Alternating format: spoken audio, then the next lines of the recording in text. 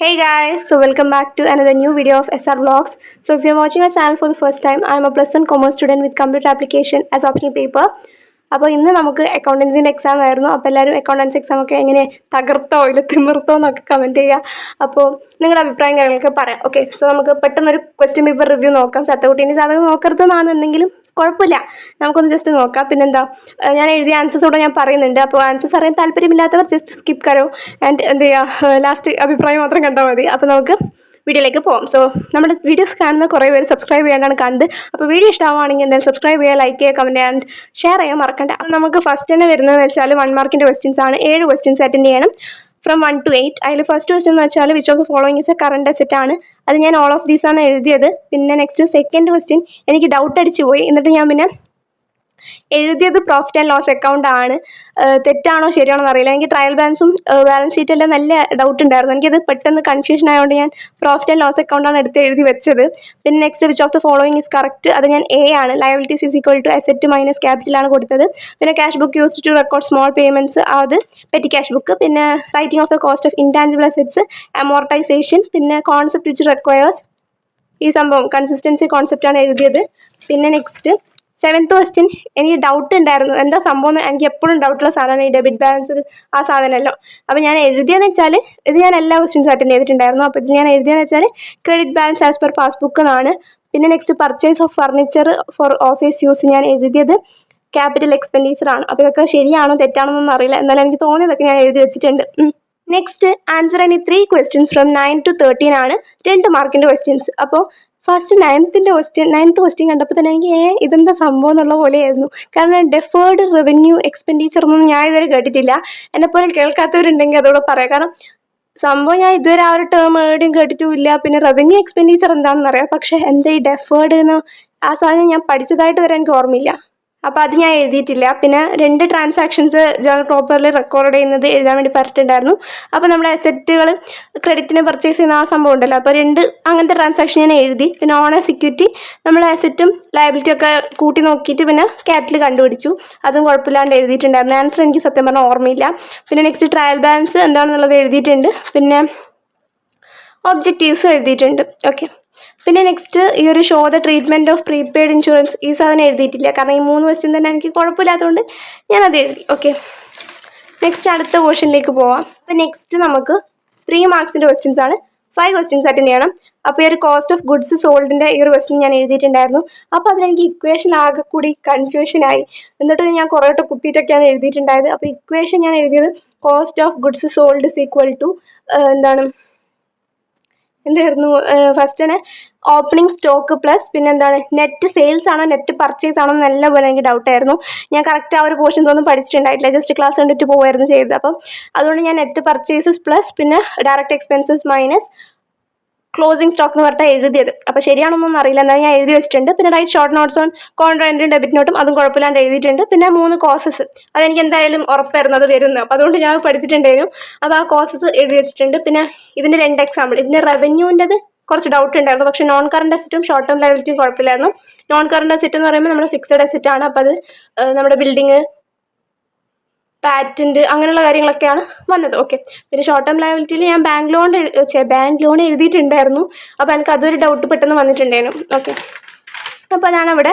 പിന്നെ നെക്സ്റ്റ് നോക്കുവാണെങ്കിൽ ഈ ഒരു ജേണൽ എൻട്രീസിൻ്റെ സംഭവം കഴിഞ്ഞ എക്സാമിന് വന്നിന്, ഈ എക്സാമിന് വന്നിന്. പക്ഷേ ഇതെന്താ സംഭവം എനിക്ക് ഇതുവരെയായിട്ട് മനസ്സിലായില്ല. എങ്ങനെ ജേണൽ എൻട്രി എഴുതണ്ടേ എന്നുള്ള കാര്യം എനിക്ക് തീരെ അറിയില്ല. അപ്പോൾ അത് എഴുതാൻ പറ്റാത്തതുകൊണ്ട് തന്നെ ഞാൻ പിന്നെ ഈ ഒരു ലെഡ്ജർ സാധനം ചെയ്ത് നോക്കി. അങ്ങനെ ലെഡ്ജർ എഴുതി വെച്ചിട്ടുണ്ടായിരുന്നു. പിന്നെ നെക്സ്റ്റ് നമുക്ക് ഈ ലെഡ്ജർ ചെയ്തപ്പോൾ മറ്റേ ബാലൻസ് ക്യാരി ഡൗൺ 6000 ആണോ വന്നതെന്നൊന്ന് ജസ്റ്റ് കമൻറ്റ് ചെയ്യണം ആരെങ്കിലും ചെയ്തിട്ടുണ്ടെങ്കിൽ. അപ്പോൾ നെക്സ്റ്റ് 4th സെഷനിൽ വരുന്നത് വെച്ച് കഴിഞ്ഞാൽ 5 ക്വസ്റ്റ്യൻസ് അറ്റൻഡ് ചെയ്യണം, 4 മാർക്കിൻ്റെ. അപ്പോൾ ഡിഫൈൻ അക്കൗണ്ടിങ് നമ്മൾ എഴുതി, അത് നമ്മൾ വെള്ളം പോലെ പഠിച്ച സാധനമാണല്ലോ. അപ്പോൾ പിന്നെ അത് എഴുതിയിട്ടുണ്ട്. പിന്നെ 4 എക്സ്റ്റേണൽ യൂസസും, അതും കുഴപ്പമില്ല. പിന്നെ 21ാമത്തത് നല്ലപോലെ ഡൗട്ട് അടിച്ചിട്ടുണ്ടായിരുന്നു. പക്ഷേങ്കിൽ വേറെ എഴുതാൻ പറ്റാത്തതുകൊണ്ട് ഞാൻ എന്തായാലും അത് എഴുതി. മറ്റേ അടുത്ത സംഭവം ആ ഒരു റെക്ടിഫിക്കേഷനാണോ അല്ല, ഈ അഡ്ജസ്റ്റിംഗ് എൻട്രി എനിക്ക് അറിയാത്തത് കൊണ്ട് തന്നെ ഞാൻ എന്ത് ചെയ്തിട്ടുണ്ട്, മറ്റേ സാധനം എഴുതി. ഇത് profit equal to revenue minus expense ഞാൻ എഴുതിയത് ഡ്യുവൽ ആസ്പെക്റ്റ് ആണ്. ഇതെല്ലാം ശരിയാണോ എന്നൊന്നും എനിക്കറിയില്ല, എനിക്ക് എന്തെല്ലാം തോന്നി അതെല്ലാം അപ്പം എഴുതി വെച്ചു. പിന്നെ ഇത് കൺസിസ്റ്റൻസി എന്നെന്തോ എഴുതിയത്. പിന്നെ ഇതും ഞാൻ എൻ്റെ ഓൺവേർഡ്സിൽ എനിക്ക് പണ്ട് പഠിച്ച ഓർമ്മയൊക്കെ വെച്ചിട്ട് എഴുതി. പിന്നെ ഈ ഒരു റെക്കോർഡ് നെസസറി ജേർണൽ എൻട്രീസ് കുഴപ്പമില്ലാണ്ട് എഴുതി. ഞാൻ എങ്ങനെ എഴുതിയെന്ന് വെച്ചാൽ മറ്റേ പർച്ചേസ്ഡ് ഗുഡ്സ് ഫോർ ക്യാഷ് അല്ലേ, അപ്പോൾ purchases account debtor to cash എന്നല്ലേ നമ്മുടെ വരിക. അപ്പോൾ പർച്ചേസ് അക്കൗണ്ട് ഡെപ്റ്റർ, പിന്നെ ഇൻപുട്ട് CGST SGST, പിന്നെ അവിടെ 9,000 പിന്നെ ഒരു 1 lakh അങ്ങനെയൊക്കെ പറഞ്ഞിട്ടാണ് ഞാൻ എഴുതിയത്. അപ്പോൾ അത് ശരിയാണോന്ന് അറിയില്ല. എല്ലാം ഞാൻ ഇൻപുട്ട് GST തന്നെയാണ് കൊടുത്തത്, ഔട്ട്പുട്ട് GST കൊടുത്തിട്ടില്ല. അപ്പോൾ അങ്ങനെ തന്നെയാണോ എന്നുള്ളത് അറിയുമെങ്കിൽ പറഞ്ഞുതരാം. പിന്നെന്താ, അപ്പോൾ ആ ക്വസ്റ്റ്യൻ കഴിഞ്ഞു. പിന്നെ നെക്സ്റ്റ് ഈ ഒരു ബാങ്ക് റീകൺസിലേഷൻ സ്റ്റേറ്റ്മെൻറ്റ് ഞാൻ എഴുതിയിട്ടുണ്ട്. അതെനിക്ക് 17 ആണോ അങ്ങനെ എന്തോ ഒരു നമ്പർ എന്തോ ആണ് വന്നത്, 17,000 എനിക്ക് സത്യം പറഞ്ഞാൽ അത് ഓർമ്മയില്ല. പക്ഷെ ഞാൻ എന്തെങ്കിലും കുഴപ്പമില്ലാണ്ട് എഴുതിയിട്ടുണ്ടായിരുന്നു. പിന്നെ റിസർവും പ്രൊവിഷൻ തമ്മിലുള്ള ഡിഫറൻസും സ്ട്രെയിറ്റ് ലൈൻ മെത്തേഡിൻ്റെത് 2 അഡ്വാൻറ്റേജസ് എഴുതാൻ വേണ്ടി പറഞ്ഞിട്ടുണ്ടായിരുന്നു. അത് ഞാൻ എഴുതിയിട്ടില്ല എന്നാണ് തോന്നുന്നു, പക്ഷേ ഒരു ടിക്കറ്റിട്ട് കാണുന്നുണ്ട്. ഞാൻ എഴുതിയിട്ടില്ലാന്ന് തോന്നുന്നു, കാരണം എനിക്ക് ഓർമ്മയില്ല. ഞാനത് എഴുതിയിട്ടില്ല, പക്ഷേ ഞാൻ ടിക്കറ്റിനുണ്ട്. സോ ആ 2 മാർക്ക് അങ്ങനെ പോയി. പിന്നെ നെക്സ്റ്റ് 2 ക്വസ്റ്റ്യൻസ് ഫ്രം 26 to 28, 6 മാർക്കിൻ്റെ ക്വസ്റ്റ്യൻ ആണ് ചോദിച്ചിട്ടുള്ളത്. അപ്പോൾ ഈ കോമ്പൻസേറ്റിംഗ് എറർ എന്താണെന്ന് ചോദിച്ചത് എഴുതിയിട്ടുണ്ട്. പിന്നെ ഇതും ഞാൻ എനിക്ക് തോന്നി ആ ഒരു റെക്ടിഫിക്കേഷനൊക്കെ കൊടുത്തിട്ടുണ്ട്. പിന്നെ അടുത്തത് ഈ ഒരു cash book, sports journal and ledger, അതും ഞാൻ എഴുതിയിട്ടുണ്ട്. എന്നിട്ട് നമ്മൾ ഈ ഒരു പർച്ചേസ് റിട്ടേൺ ബുക്കും സെയിൽസ് റിട്ടേൺ ബുക്കും കുഴപ്പമില്ലാണ്ട് എഴുതി വെച്ചിട്ടുണ്ട്. പിന്നെ ഈ ഒരു ട്രയൽ ബാലൻസ് നമുക്ക് ബാലൻസ് ഷീറ്റ് ഉള്ളതുണ്ടല്ലോ, ബാലൻസ് ഷീറ്റ് എനിക്ക് ടാലി ആയിട്ടില്ല. സത്യം പറഞ്ഞാൽ എനിക്ക് 49,000 അതുപോലെ തന്നെ 47,000 വരുന്നുണ്ടായത് ഒരു സൈഡിൽ. അപ്പോൾ 2,000 എവിടെയാണ് മിസ്സിങ് ആവുന്നത് എനിക്ക് എത്ര നോക്കിയിട്ടും കിട്ടുന്നുണ്ടായില്ല. പിന്നെ എൻ്റെ തെറ്റാണ്, കാരണം ബാലൻസ് ഷീറ്റിൻ്റെ ആ ഒരു ഫോർമാറ്റ് ഞാൻ ബൈ ഹാർട്ട് പഠിച്ചിട്ടൊന്നും പോയിട്ടില്ല. ഞാൻ ആ ഒരു ലാസ്റ്റ് ചാപ്റ്റേഴ്സൊക്കെ ക്ലാസ് കണ്ടിട്ട് ജസ്റ്റ് പോവാണ് ചെയ്തത്. കാരണം ഞാൻ കുറേ ദിവസം ലീവൊക്കെ ആയിട്ട് ആ ഒരു പോർഷനൊന്നും നോക്കിയിട്ടുണ്ടായില്ല. അപ്പോൾ അതുകൊണ്ടാണ്. സോ അതുകൊണ്ട് എനിക്കൊന്നും പറയാനും പറ്റില്ല. ഓക്കെ, അപ്പോൾ അങ്ങനെയായിരുന്നു ക്വസ്റ്റ്യൻസ് എന്ന് പറയുന്നത്. അപ്പോൾ നമുക്കൊരു ഓവർ റിവ്യൂ പോലെ പറയാം. അപ്പോൾ എൻ്റെ ഒരു ഇതിൽ പറയുകയാണെങ്കിൽ എക്സാം കുഴപ്പമില്ലാത്ത എക്സാമാണ്. അതായത് കുഴപ്പമില്ല എന്ന് പറഞ്ഞിട്ടുണ്ടെങ്കിൽ മറ്റേ അങ്ങനെ ടഫായിട്ടുള്ള ലെവൽ ക്വസ്റ്റ്യൻസും ചോദിച്ചിട്ടില്ല. അതുപോലെ തന്നെ ഭയങ്കര ഈസി ടൈപ്പൊക്കെ ചോദിച്ചിട്ടുണ്ട്. കാരണം ഡിഫൈൻ അക്കൗണ്ടിങ്, പിന്നെ എക്സ്റ്റേണൽ യൂസേഴ്സിൻ്റെ 4 എക്സ്റ്റേണൽ യൂസേഴ്സ് എഴുതിയാൽ 2 മാർക്ക് അങ്ങനെയൊക്കെ പറഞ്ഞിട്ട് തന്നിട്ടുണ്ടല്ലോ. അപ്പോൾ അത് സിമ്പിളായിട്ടുള്ള ക്വസ്റ്റ്യൻസ് ആണ്. പിന്നെ ഒരുവിധം നല്ലപോലെ പഠിച്ചിട്ട് പോയ ഒരാൾക്ക് എഴുതാൻ പറ്റുന്ന അത്ര സിമ്പിളായിട്ട് രീതിയിൽ തന്നെയാണ് ക്വസ്റ്റ്യൻസ് വന്നിട്ടുള്ളത് എന്നാണ് എൻ്റെ ഒരു ഇത്. അപ്പോൾ എന്താണ്, പിന്നെ എനിക്ക് കുഴപ്പിച്ച ക്വസ്റ്റ്യൻ എന്ന് പറഞ്ഞാൽ കുഴപ്പിച്ചതല്ല, സംഭവം ചിലപ്പോൾ ഞാൻ പഠിക്കാത്തതുകൊണ്ടാവാം. അതായത് ആ ഒരു ക്വസ്റ്റ്യൻസ് ഞാൻ പഠിക്കാത്തതുകൊണ്ടായിരിക്കാം. ഈ ഒരു ജേർണൽ എൻട്രീൻ്റെ കാര്യം എനിക്ക് ക്രിസ്മസ് എക്സാമിന് വന്നപ്പോൾ അറിയില്ല, ഇപ്പോൾ അറിയില്ല. അപ്പോൾ അതെന്താ സാധനം എന്നറിയില്ല. പിന്നെന്താ, ഈ ഒരു GSTൻ്റെ ആണെങ്കിലും ക്ലാസ് കണ്ടുപോയതുകൊണ്ട് എനിക്ക് കുഴപ്പമില്ലാണ്ട് അറിയായിരുന്നു. പിന്നെ ബാക്കിയൊക്കെ സിമ്പിൾ തന്നെയാണ്. പിന്നെ ട്രയൽ ബാലൻസ് അല്ല, ബാലൻസ് ഷീറ്റ് എനിക്ക് എന്തുകൊണ്ടാണ് ബാലൻസ് ആവാത്തതെന്ന് അറിയില്ല. ചിലപ്പോൾ ഞാൻ എന്തെങ്കിലും മിസ്റ്റേക്ക് ചെയ്ത് വെച്ചിട്ടുണ്ടാവും ഫോർമാറ്റ്, അതുകൊണ്ടായിരിക്കാം. പിന്നെ ഒരു റെക്ടിഫിക്കേഷൻ കുഴപ്പമില്ല.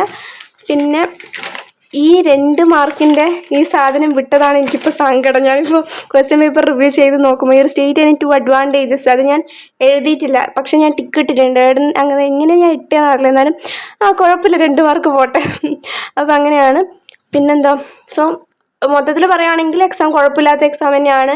ഒരുവിധം നല്ലോണം പഠിച്ചിട്ട് പോയിട്ടുണ്ടെങ്കിൽ നമുക്ക് നല്ലപോലെ എഴുതാൻ പറ്റുമായിരുന്നു. പിന്നെ ടൈം മാനേജ്മെൻറ്റും അത്രപ്പാട് വരക്കാനും എഴുതാനൊന്നും ഇല്ല. അതായത് അങ്ങനെയല്ല, മറ്റേ ബാലൻസ് ഷീറ്റ് ആണെങ്കിൽ നമുക്ക് വേഗം എൻട്രീസ് ചെയ്ത് തീർക്കാൻ പറ്റുന്നതേ ഉള്ളൂ. പിന്നെ നമ്മൾ ശ്രദ്ധക്കുറവുണ്ടെങ്കിൽ പണി പാളും, അത്രയേ ഉള്ളൂ. അപ്പോൾ എക്സാം കുഴപ്പമില്ലാത്തതാണെന്നാണ് എൻ്റെ ഒരു അഭിപ്രായം. അപ്പോൾ നിങ്ങൾക്ക് എങ്ങനെ ഉണ്ടായിരുന്നു, ടഫാണോ ഈസി ആണോ എന്നുള്ളതൊക്കെ കമൻറ്റ് ചെയ്യുക. അപ്പോൾ ക്രിസ്മസ് എക്സാമിനെ വെച്ച് നോക്കിയിട്ടുണ്ടെങ്കിൽ ഇത് നല്ല മുത്ത് പേപ്പറായിരുന്നു കേട്ടോ, സത്യം പറഞ്ഞാൽ. അപ്പോൾ അത്രയേ ഉള്ളൂ. സോ നാളെ നമുക്ക് കമ്പ്യൂട്ടർ ആപ്ലിക്കേഷനാണ്, എന്ത് ചെയ്യുമെന്തോ അറിയില്ല.